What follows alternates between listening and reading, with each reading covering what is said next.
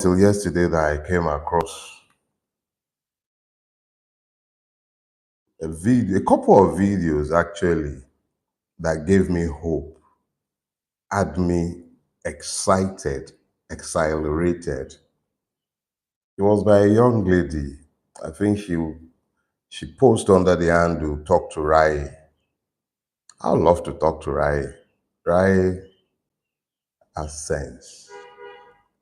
Raye is a repudiation of all the stereotypes that have been floating around about who the Nigerian youth is, how they're so detached from what is going on and they are not connected to the issue. Raye should be sufficient to silence you all. And that is why they would love to silence Raye, right? They would love to silence her. That's why they panicked and started phoning her.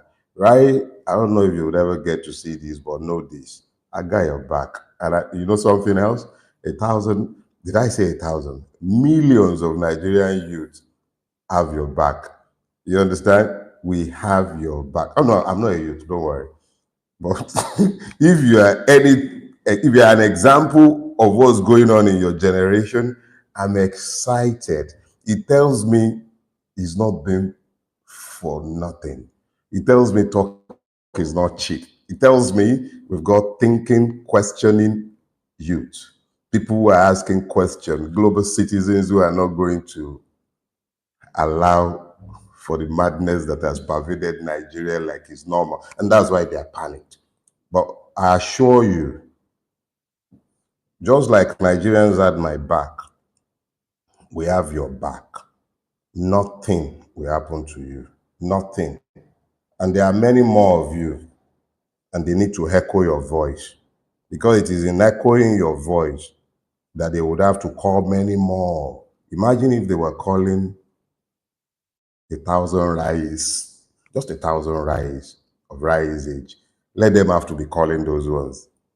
Just imagine that. One Raye, and they're scared. What did she say? She didn't even abuse the daughters. What did she say? So just imagine that. That is the power that you have when you open your mouth to talk.